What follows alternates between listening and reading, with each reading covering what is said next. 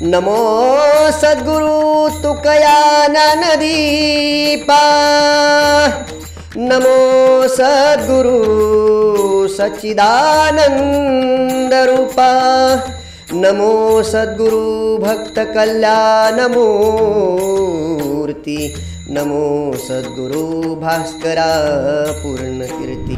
वारी म्हणजे भूतलावरचा स्वर्गीय आनंद, याच्यापेक्षा वारीचं वर्णन नाही करू शकत। खंत मनाला वाटली की 2019ची आपल्या मायबापाची वारी चुकली, पंढरीच्या पांडुरंगाची वारी चुकली, कुठेतरी अंतःकरणाला मला आता सुद्धा अंगावरती शहार येतात की ती 2019ची वारी चुकली आणि 2020च्या वारी सुद्धा असाच प्रसंग उद्भवला आणि 2020ची वारी सुद्धा चुकली।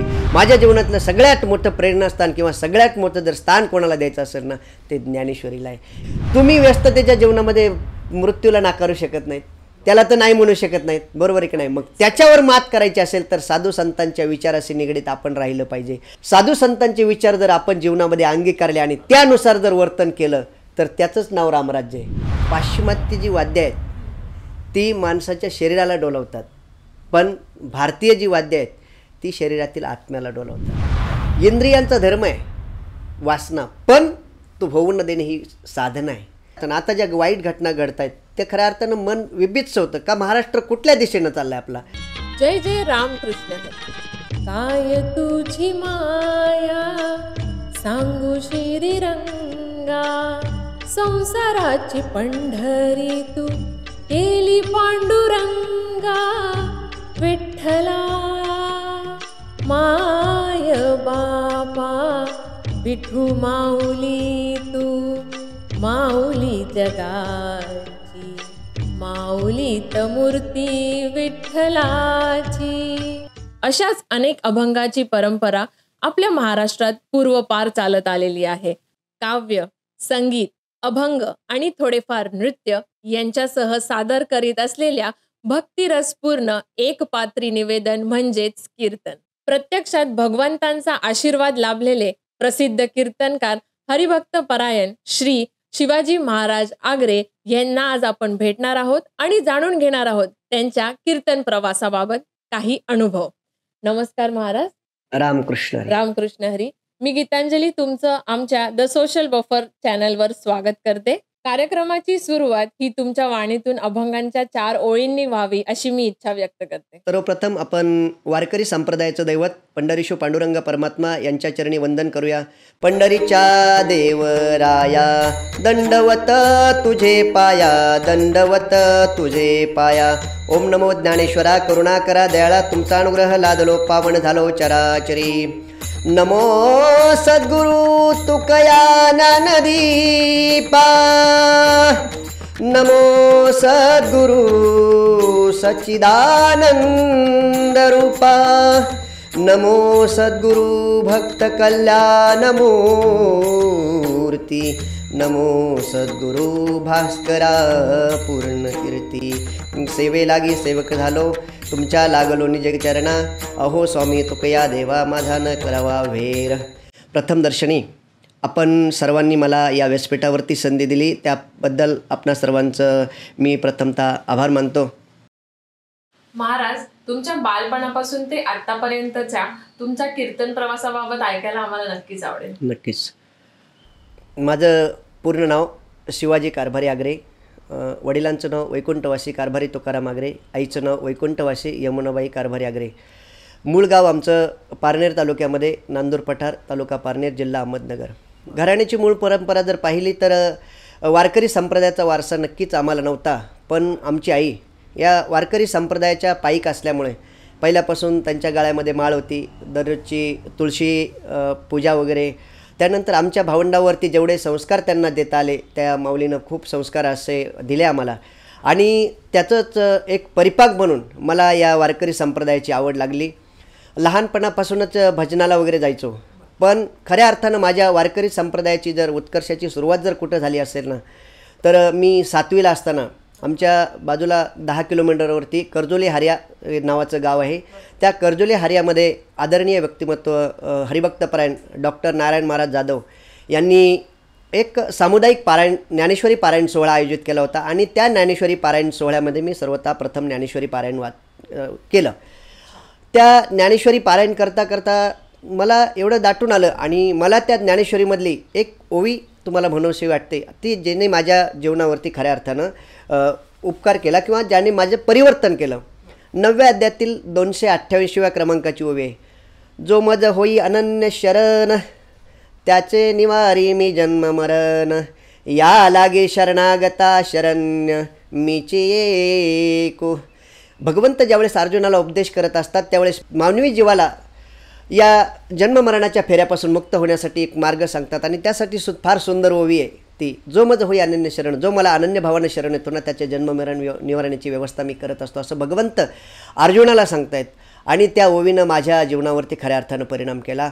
आणि तिथून पुढं आल्यानंतर मग भजनात वगैरे बसायला लागलो. आमच्या गावामध्ये फार जुनी संस्कारिक मंडळी होती वारकरी संप्रदायातली. त्याच्यामध्ये एक आदरणीय नाव घ्यायचं म्हटलं तर हरिभक्तपरायण विष्णू महाराज पानसरे, ते म्हणजे आज 108 वर्षाचे आहेत, अजून पण आहेत. आणि त्यांनी मला खऱ्या अर्थानं भजनाची गोडी त्या ठिकाणी लावली. आणि भजनाला जात असताना मी बसायचं जाऊन, पण एक दिवस माझ्याकडे लक्ष गेलं आणि त्यांनी सांगितलं की बाळा बसतो का येऊन, काहीतरी म्हण ना, अभंग म्हण ना. मग मी सर्वप्रथम माझ्या जीवनातला पहिला अभंग म्हटला. हरीची या दासा हरिदाही दिशा, व्हावे जैसा तैसा हरी एक, हरिमुखी गाता हरपली चिंता, त्या नाही मागुता जन्म घेणे.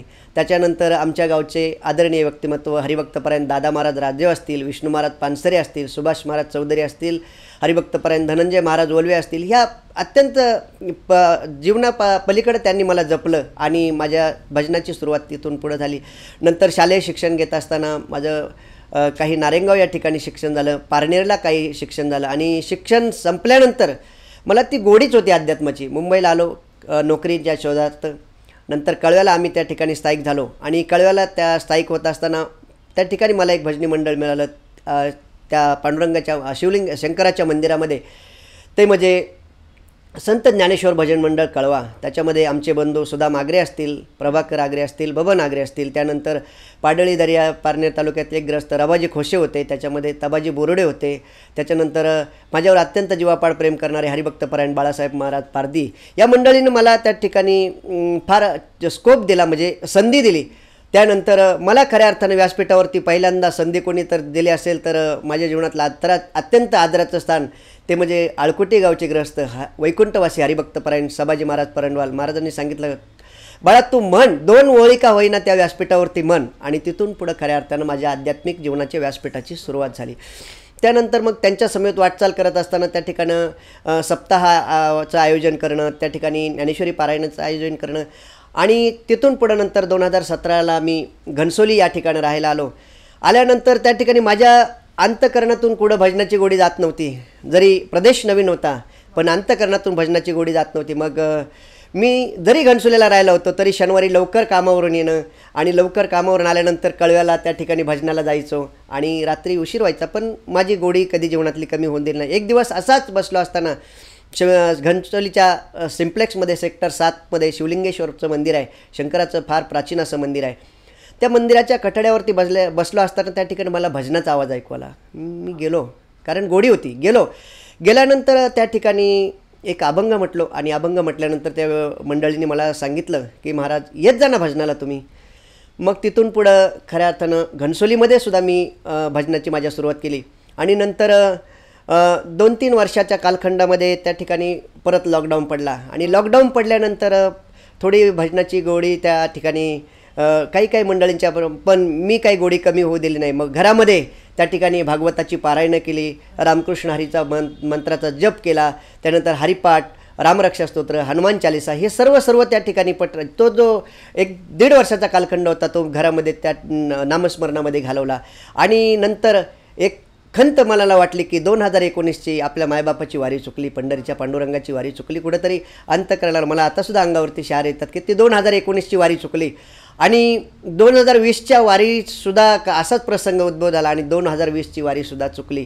पण त्या ठिकाणी आम्ही सर्व मंडळींनी एकत्र येऊन आमच्या मंडळाचे श्री शिवलिंगेश्वर वारकरी संप्रदाय भजनी मंडळाचे अध्यक्ष असतील प्रमोद महाराज ढोले आहेत, उपाध्यक्ष धनंजय महाराज बांगर आहेत, सचिव विशाल महाराज हांडे आहेत, सल्लागार नथुराम महाराज गोळे आहेत, त्यानंतर विकास महाराज खांडगे असतील, गणेश महाराज पुंडे असतील, त्यानंतर मुट्टल महाराज आहेत, सनस महाराज आहेत, त्याच्यानंतर आमच्या मंडळातले एक उत्कृष्ट मृदंगमणी की ज्यांना मुळशीरत्न पुरस्कार प्राप्त झाला असे मल्हारी महाराज इंगवले असतील, अमोल महाराज पोकळे असतील, नीरज महाराज गोळे असतील आणि गंधार महाराज दूरकर, या सर्व मंडळींनी त्या ठिकाणी, इंगोले महाराज त्याच्यामध्ये आहेत, या सर्व मंडळींनी सांगितलं की महाराज वारी जरी चुकली तरी कीर्तन परंपरा त्या ठिकाणी खंडित होऊ देऊ नका. म्हणून आषाढीच्या वारीला आम्ही सर्वप्रथम शिवलिंग साईबाबाच्या मंदिरामध्ये पहिलं कीर्तन त्या ठिकाणी आयोजित केलं. वारीच्या खंडनानंतर आषाढीला पराड महाराजांचं कीर्तन होतं आणि नंतर कीर्तन झाल्यानंतर मंडळी बरीचशी बसली आणि सांगितलं की महाराज वारी खंडित झाली, हा अंतःकरणाला कुठेतरी खेद आहे, पण पुढली जी कीर्तन परंपरा आहे ती तुम्हीच केली पाहिजे. मग विचार केला, अभ्यास केला 15 दिवस. 15 दिवसांनी एकादशीची वारी आली आणि त्या दिवशी मला त्या मंडळींनी सर्वांच्या प्रेरणेतून मला उभं केलं आणि साईबाबाच्या मंदिरामध्ये सर्वप्रथम माझं कीर्तन झालं 2020च्या आषाढीच्या परतीच्या वारीच्या एकादशीला. त्या दिवशी मी अभंग घेतला होता खऱ्या अर्थाने. कन्या सासुऱ्याची जाये मागे परतुनी पाहे, तैसे झाले माझ्या जीवा आणि केव्हा भेटसी केशवा. त्याच्यातला जो भावार्थ आहे ना चरणाचा, तैसे झाले माझ्या जीवा केव्हा भेटसी केशवा. ज्यावेळेस त्या अभंगाचं चरण सोडत होतं माझ्या अंतःकरणावर शहारे येत होते, देवा अरे एवढं तुला आम्ही नावळते झालो का रे, एवढं तुला आम्ही पंढरीला येऊ नको वाटलो का रे देवा, 2 वर्षे आमची वारी त्या ठिकाणी खंडित केली देवा, निश्चितपणानं कधी भेटशील रे, केव्हा भेटसी केशवा. माझी अवस्था तशी झाली, जीवना वेगळी मासोळी तैसा तुका तळमळी. ज्याप्रमाणे माशाला पाण्यातून काढल्यानंतर तो मासा तडफडून मरतो, तसं देवा आम्हाला तुझ्या विरहाचं दुःख नाही सहन होत. कन्याच ज्यावेळेस माहेर सोडते आणि सासऱ्याला जाताना तिच्या विरहाचं जे दुःख असतं तसंच आमचं काहीतरी तुझ्याशी झालेलं आहे. म्हणून देवा परत मी त्या ठिकाणी कीर्तनामध्येच पांडुरंगाला साकडं घातलं की देवा हे महाराष्ट्रावरचं नव्हे, राज्यावरचं नव्हे, अख्ख्या जगतावरचं संकट जाऊ दे, परत तुझ्या चरणाची भेट आम्हाला होऊ दे. आणि पहिला कीर्तन माझं त्या ठिकाणी झालं आणि त्याच्यानंतर बरीचशी मंडळी एकत्र आली. म्हणले महाराज कीर्तन तर छान झालं. म्हटलं माझे काहीच नाही त्याच्यामध्ये, माझे गुरुवर्य जे आहेत रामायणाचार्य रामराव महाराज ढोक यांच्या कृपेचा माझ्यावरती आशीर्वाद आहे. त्याच्यानंतर माझ्या वैकुंठवाशांनी मातापित्यांनी माझ्यावरती फार सुसंस्कारित असं फल मला दिलेलं आहे, अत्यंत चांगला असा उपदेश मला केलेला आहे आणि तुम्ही सर्व श्रोत्यांनी माझ्यावरती केलेल्या प्रेमाचं ते प्रतीक आहे. त्याच्यातूनही साध्य होतं. त्यानंतर लगेच त्यांनी सांगितलं की महिन्यावरती गोकुळाष्टमी आली होती. सांगितलं की महाराज गोकुळाष्टमीला सुद्धा तुम्हीच कीर्तन केलं पाहिजे. आणि मग दुसरा कार्यक्रम माझ्या कीर्तनाचा झाला, गोकुळीच्या सुखा अंत पार नाही लेखा, बाळकृष्ण नंदा घरी आनंदल्या नरणारी. हा अभंग कीर्तनाला घेतला होता. खऱ्या अर्थानं भगवंताचं आगमन कसं होतं आणि भगवंताच्या आगमनानं सृष्टी कशी आनंदित होत्या आणि ते कीर्तन झाल्यानंतर देवाला साकडं घातली की हे संकट कुठेतरी जाऊ दे. आणि त्या दिवसापासून हळूहळू तो करोनाचं संकट त्या ठिकाणी दूर व्हायला लागलं. नंतर पुढे कार्तिकीची वारी आल्यानंतर आम्ही सर्व मंडळी पुनश्च पहिल्यासारख्याच आनंदानं माऊलीच्या चरणी लीन झालो आणि पण आळंदीची वारी केली. आणि त्याच्यानंतर मग सर्व मंडळींना आमच्या मंडळाची सर्व मंडळी एकत्र बसवली आणि सांगितलं की जी आपण कीर्तनाची परंपरा चालू केली ती आता काही परत मोडायची नाही. मग आज तागायत 3.5 वर्ष झालं जवळजवळ प्रत्येक एकादशीला कीर्तन, त्याच्यानंतर महाप्रसाद अत्यंत आनंदानं चालू आहे. आज 3.5 वर्षाची परंपरा आहे. आम्ही काहीच केलं नाही, फक्त पांडुरंगाला एक साकडं घातलं नामदेव महाराजांप्रमाणे, नामा म्हणे केशव राजा केला नेम चालवी माझ्या देवा, नेम करतो पण चालवायचा तुला आहे. आणि त्या नेमाप्रमाणे आज जवळजवळ 3.5 वर्षाचा अक्षय तृतीयेला आम्ही प्रारंभ केला होता. आज 3.5 वर्ष झाली. सुंदर असा कार्यक्रम त्या ठिकाणी चालू आहे. आणि आपण ज्ञानेश्वरीचे पायिक आहोत. माझ्या जीवनामध्ये सर्वप्रथम जर प्रकाश कोणी टाकला असेल तर ज्ञानेश्वरीने टाकला आहे. कारण ज्ञानेश्वरीला मी मायच मानतो, आईच मानतो, लेकरासारखं प्रेम करते माझ्यावरती. कारण मी ज्यावेळेस ज्ञानेश्वरीला शरण जातो त्यावेळेस माय म्हणून शरण जातो आणि ज्ञानेश्वरी माझ्यावरती बालकासारखं प्रेम करते. माझ्या जीवनामध्ये कधीच विसरू शकणार नाही. माझ्या जीवनातलं सगळ्यात मोठं प्रेरणास्थान किंवा सगळ्यात मोठं जर स्थान कोणाला द्यायचं असेल ना ते ज्ञानेश्वरीला आहे. कारण ज्ञानेश्वरी हा ग्रंथाचा प्रतापच फार मोठा आहे. घरी पारायण करत होतो पण मनाला कुठेतरी वाटायचं की बाबा ह्या समाजाचं कसं होईल, या समाजालाच सुद्धा पारायण करता आलं पाहिजे. म्हणून गेल्या वर्षी अधिक मास आला होता. श्रावण मासामध्ये सर्व मंडळींना एकत्र बसवलं, सांगितलं की आपण घरी पारायण करतो ज्ञानेश्वरीचं, पण आता सर्वांनी एकत्र सामुदायिक पारायण या ठिकाणी करायचं. आणि मग सर्व मंडळीला घेऊन त्या ठिकाणी सुंदर असा पारायणाचा ज्ञानेश्वरी पारायणाचा सामुदायिक ज्ञानेश्वरी पारायणाचा सोहळा आयोजित केला. फार सुंदर असा सोहळा झाला. एक एक ओवी अक्षी काय म्हणतो ना आपलं शब्द शब्द आणि तोडून घ्यावा अशी त्या प्रकारची ओवी आहे. एका एका अक्षरामध्ये ज्ञानेश्वर महाराज सांगतात की एका एका अक्षरामध्ये असे माझा रमाकांत मी त्या अक्षरांमध्ये भरलेला आहे. भाव अक्षराची गाठी ब्रह्मज्ञानाने गोमटी ते हे माय ज्ञानेश्वरी. आणि ज्ञानेश्वरीचं पारायण आम्ही केलं. सुंदर असा त्याला दिंडी सोहळा काढला की सर्व सिम्प्लेक्स गरंदा आणि घनसोलीमध्ये एक नंबरचा सोहळा झाला आणि सर्व मंडळी आनंदात झाले. आणि संध्याकाळी त्या ठिकाणी अन्नदानसुद्धा आम्ही केलं. त्याच्यानंतर अशीच परंपरा दरवर्षी पंढरीची मग मंडळी म्हणायचे की तुम्ही वारीला जाता, आम्हाला यावं नाही वाटत का तुमच्याबरोबर वारीला. मग सर्व मंडळी त्या ठिकाणी घेऊन पंढरीची वारी चालू केली. आणि पंढरीच्या वारीच्या पांडुरंगाच्या त्या चंद्रभागेच्या वाळवंटामध्ये गेल्या 2 वर्षापूर्वी प्रथमतः माझ्या जीवनातलं भाग्य म्हणजे पंढरीच्या क्षेत्रामध्ये मला कार्यक्रम करायला मिळाला. आणि त्यानंतर परत सर्व मंडळींना घेऊन जात असताना सर्वप्रथम आम्ही, कारण लेने को हरिनाम देने को अन्नदान और तरने को लीनता, मी सांगितलं का प्रत्येकानं आमच्या समोर जी मंडळी होती प्रत्येकानं काही नाही ते 5-10 मिनटं का होईना दररोज भगवंताचं चिंतन करायचं.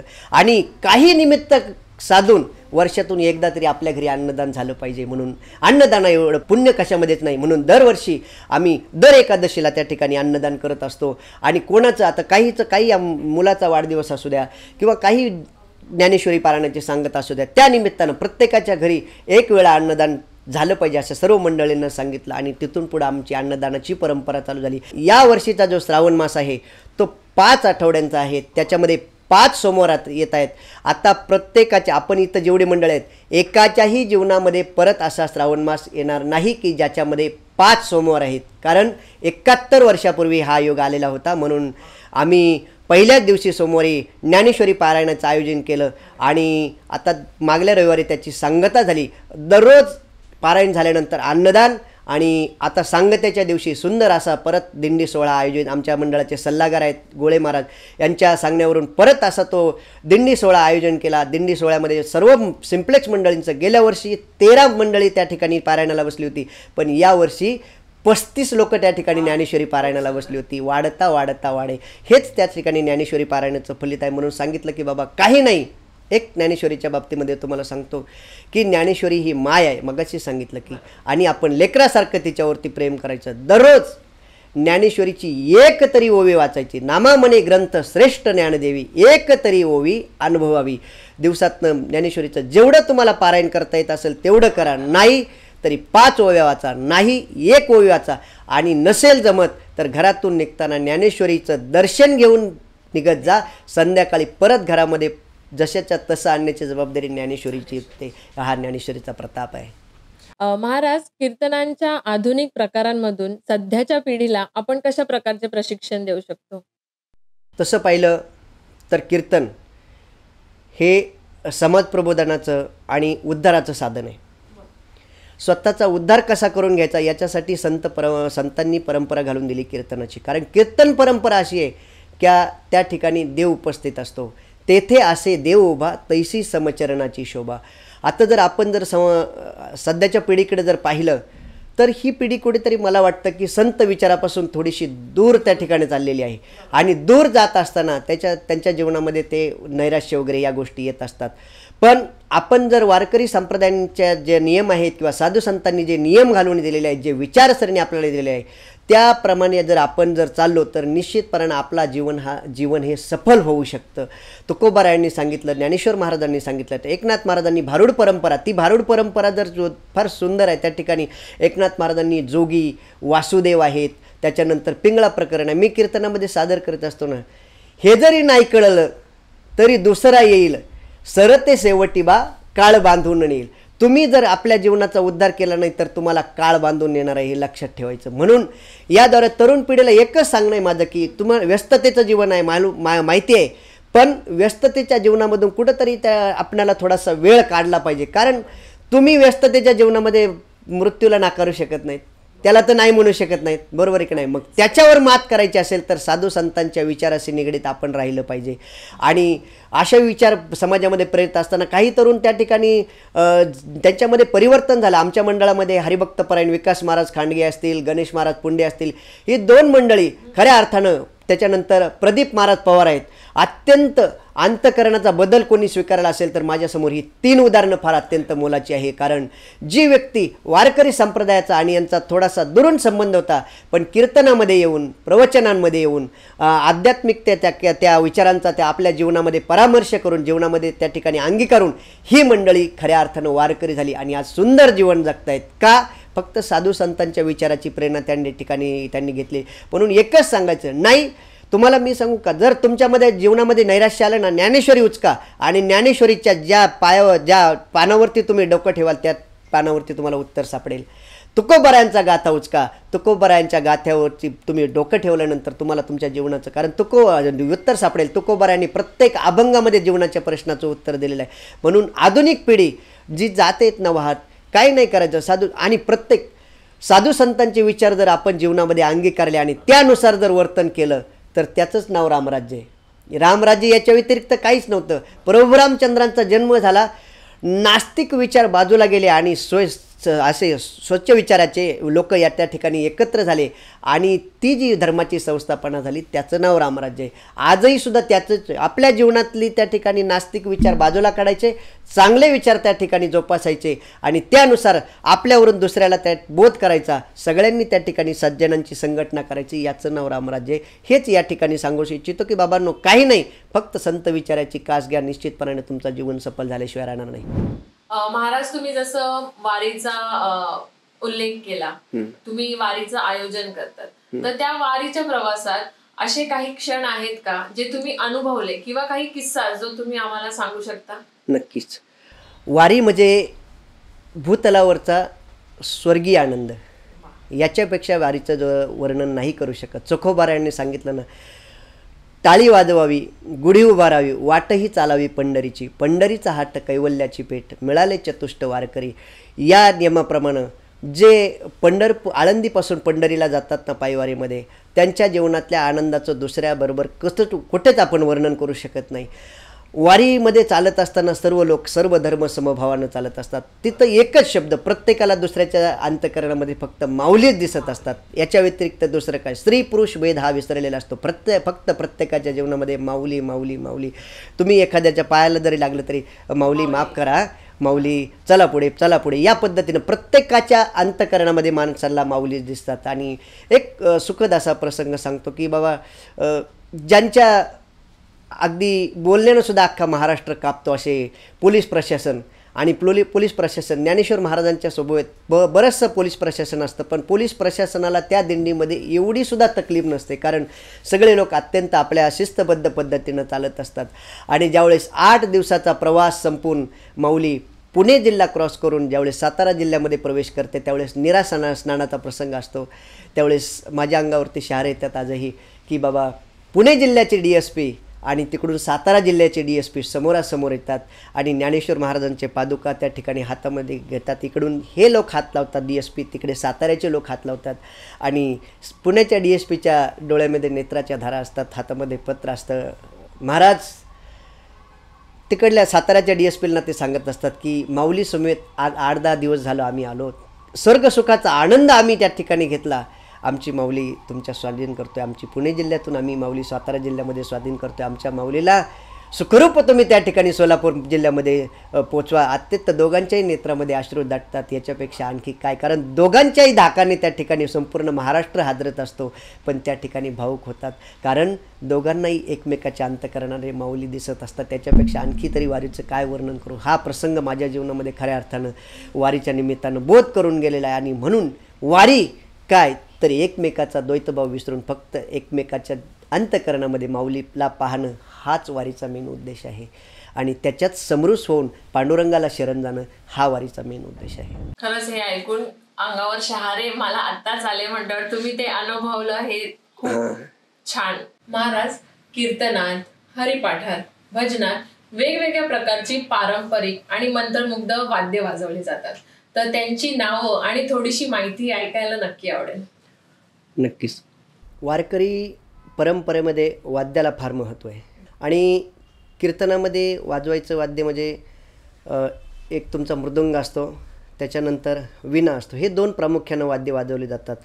आणि वारकरी संप्रदायाचं वाद्य वाजल्यानंतर भीमसेन जोशींनी एक सुंदर असं त्याच्यावरती एक विवेचन केलं आहे की पाश्चिमात्य जी वाद्य आहेत ती माणसाच्या शरीराला डोलवतात, पण भारतीय जी वाद्य आहेत ती शरीरातील आत्म्याला डोलवतात.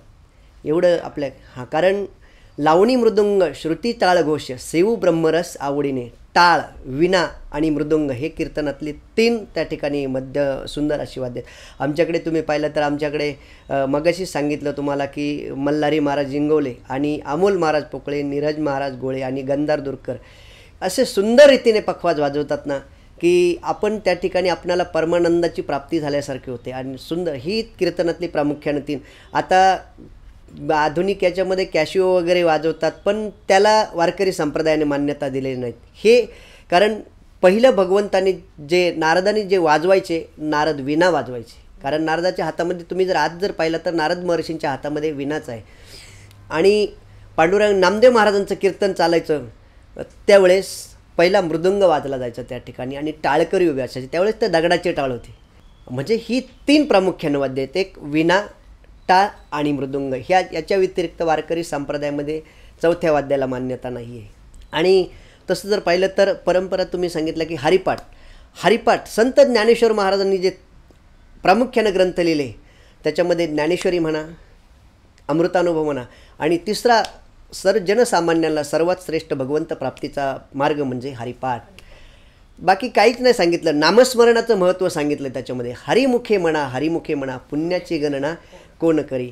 आणि हरिपाठ ही वारकरी संप्रदायाची एक वेगळी साधन आहे.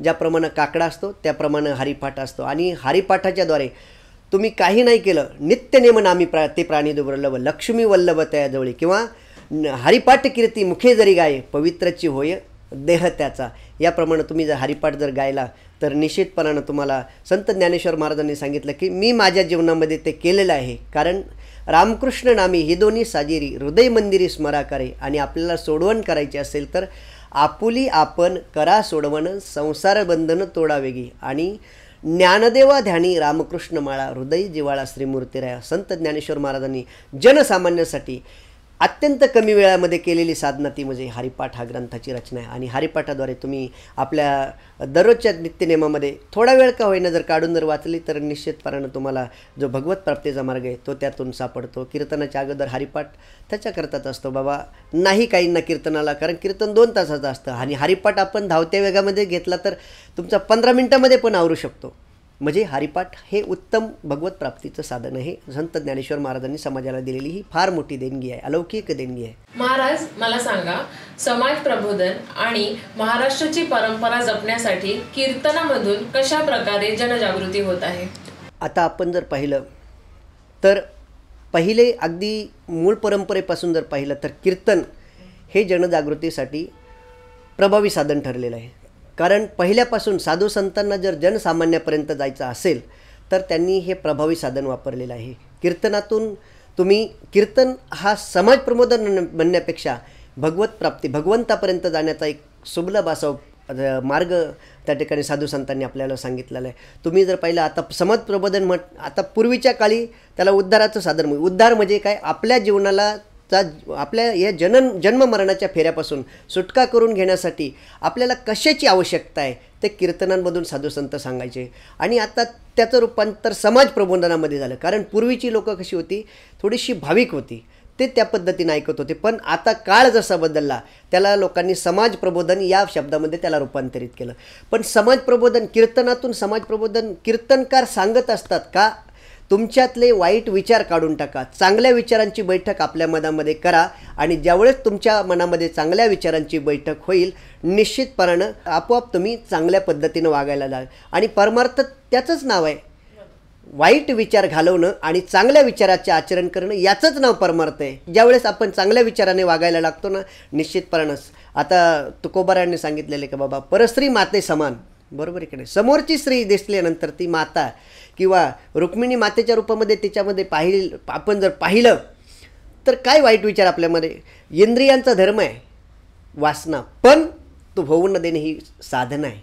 मग ती साधना आकळायची. आणि म्हणून आपण निश्चितपणाने आपल्याला भगवंताची प्राप्ती करायची असेल तर समाज प्रबोधनासाठी उत्तम माध्यम जर असेल तर कीर्तनाचं माध्यम आहे. कारण कीर्तनाद्वारे जी जनजागृती होत असते, कारण त्या ठिकाणी जो महात्मा सांगत असतो त्यांनी प्रथम ते अंगीकारलेलं असतं. जे जे आपणची ठावे ते दुसऱ्यांशी सांगावे, ज्या त्याने प्रथमतः ते आपल्यामध्ये आचरण केलेलं असतं आणि त्याचा फळे उपदेश म्हणून समाजावरती त्याचा पगडा बसतो. आणि या माध्यमातून जर खऱ्या अर्थानं आता ज्या वाईट घटना घडत आहेत ते खऱ्या अर्थानं मन विभीत होतं का महाराष्ट्र कुठल्या दिशेनं चाललं आहे. आपल्याला एवढी साधू संतांच्या विचारांची परंपरा असताना आज जर महाराष्ट्र या दिशेने जात असेल तर आपण काय मिळवलं तुकोबारायांपासून, काय आपल्याला कधी कधी खेद वाटतो की तुकोबारायांना आपल्या ज्ञानेश्वर महाराजांनी आपल्या भूमीत जन्म घेतला आहे का. कारण कधी जर देहूला गेलं तर कधी जर आळंदीला गेलं तर त्यांच्या चरणावरती नतमस्तक व्हा, त्या भूमीतली माती कपाळाला लावा. कारण न जाणो त्या मातीवरती माऊलींची पावलं पडलेली असतील, न जाणो त्या मातीवरती तुकोबारायांची पावलं पडलेली असतील. आणि संत चरण रजल अगता सहज वासनेचे बीज जळून जाई. तुमच्या जीवनातली वासना त्या ठिकाणी नष्ट होते आणि वासना नष्ट झाल्यानंतर अंतःकरण शुद्ध होतं आणि अंतःकरण शुद्ध झाल्यानंतर येवनी गोपाळ राही तेथे तुका म्हणे चित्त करारे निर्मळ येवनी गोपाळ राही तेथे. त्यावेळेस भगवंताची त्या ठिकाणी आराधना होत असते किंवा भगवंत तुमच्याकडे येत असतो. खऱ्या अर्थानं प्रबोधन जर आज तुम्ही जर कीर्तनाद्वारे जे विचार समाजामध्ये पोहोचवता ते जर अंगीकारले तर खऱ्या अर्थानं रामराज्य, मगाशी सांगितलं रामराज्य दूर नाही, याचंच नाव रामराज्य आहे. वाईट विचारांना बाजूला सारायचं, चांगल्या विचारांची बैठक मनामध्ये घ्यायची आणि त्यानुसार आचरण करायचं, याचं नाव रामराज्य आहे. आणि हेच त्या ठिकाणी जनापर्यंत किंवा समाजापर्यंत पोहोचवण्याचं माध्यम जर उत्कृष्ट प्रकारे असेल तर ते कीर्तन म्हणून आहे. महाराज, तुम्ही खूप सुंदर माहिती आज आम्हाला दिली. तर त्यामागची ऊर्जा तुम्हाला कोणापासून मिळाली? ऊर्जा म्हणजे तसं पाहिलं तर वारकरी संप्रदायाचं दैवत पांडुरंग परमात्मा, त्याच्या चरणी ठेवलेला भाव हीच ऊर्जा. त्याच्यानंतर कारण ज्यावेळेस तुम्ही वारी करून एवढे दमून भागून जात असता, तुम्हाला समोर फक्त त्याचं रूप जरी दिसलं तरी भाग गेला, सीन गेला, अवघा झाला आनंद. हे पांडुरंग परमात्मा आपलं ऊर्जा स्तोत्र आहे. त्याच्यानंतर सकल संत मांदियाळी, संत ज्ञानेश्वर माऊली असतील, तुकोबाराय असतील, सकल जे काही संत अगदी निळोबारायापर्यंत जे संत आहेत ते सगळे संत, त्यांच्या विचारांवरती ठेवलेला विश्वास, त्यांच्या चरणी ठेवलेला भाव, ही सर्व प्रेरणास्तोत्र आहे. त्याच्यानंतर माझे वैकुंठवासी माता पिता, त्यांनी माझ्यावरती केलेला संस्कार हे प्रेरणास्तोत्र आहे. त्यानंतर माझे गुरुवर्य रामायणाचार्य रामराव महाराज ढोक यांनी माझ्यावरती कृपा केली आणि तो एक प्रेरणास्तोत्र आहे.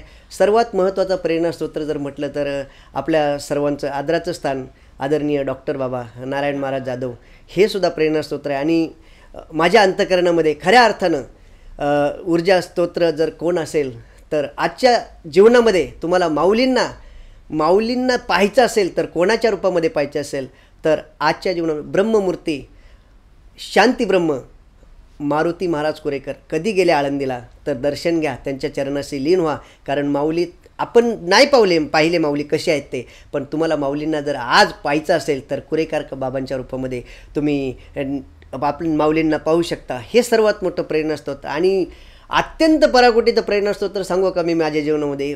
ती सगळी ही माझ्या मागं उभी आहेतच. सर्व स्तोत्रवर्ग सगळ्यांचं प्रेरणास्थान मला मिळतात आणि सर्वात मोठं प्रेरणास्थान तो म्हणजे माझी माय, ती म्हणजे ज्ञानेश्वरी मात. हां, बस ज्ञानेश्वरीशिवाय माझ्या जीवनामध्ये दुसरं कोणतंच प्रेरणास्तोत्र होऊ शकणार. सगळ्यात जीवनामध्ये उच्च प्रेरणास्तोत्र कोणतं असेल तर ते ज्ञानेश्वरी माझी माय आहे. त्या ज्ञानेश्वरी माईच्या कायम, आता मी तुमच्या इंटरव्ह्यूला आलो ना त्यावेळेस मी माझ्या माईचं दर्शनच घेऊन आलो. तिला सांगितलं माय इंटरव्ह्यूला जातोय आता, हां माझ्या पाठीशी उभी राहा. निश्चितपणानं आजपर्यंत जे शब्द भांडार मला माझ्या माईनं दिलं ना हे जगामध्ये कधीच कोणी दिलं नाही. म्हणून सर्वात उत्तम असा स्तोत्र आणि परमोच्च असा मानबिंदू जो असेल तर ज्ञानेश्वरी आहे. खूपच सुंदर. महाराज, चला तर आता कार्यक्रमाचा समारोप हा तुमच्या वाणीतून 4 अभंगांच्या ओळींनीच करूयात. शेवटी सर्व काही करता करविता तोच असतो आणि त्याच्याविषयी आपण आपला भाव शेवटी प्रगट करणं महत्त्वाचं आहे.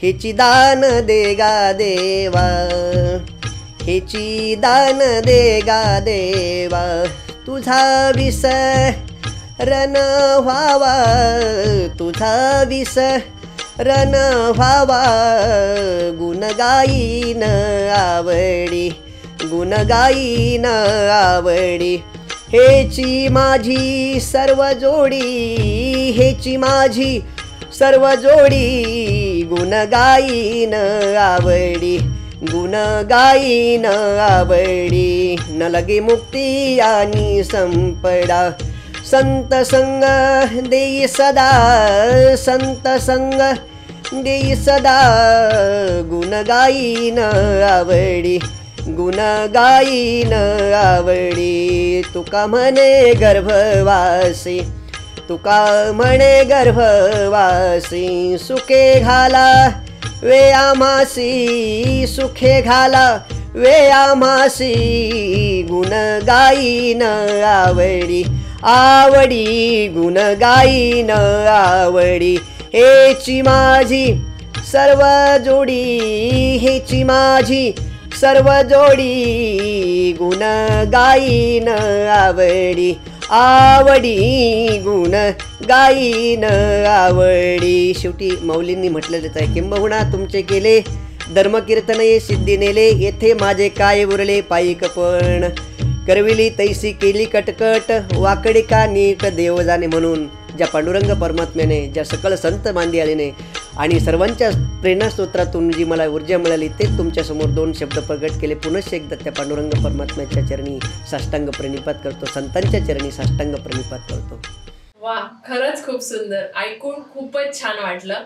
मी तुमचे खरंच आभार मानते की तुम्ही द सोशल बफर चॅनलला भेट दिली. खरंच तुमचे खूप खूप मनापासून आभार. रामकृष्ण हरी. रामकृष्ण हरी. काय तुझी माया सांगू श्रीरंगा, काय तुझी माया सांगू श्रीरंगा.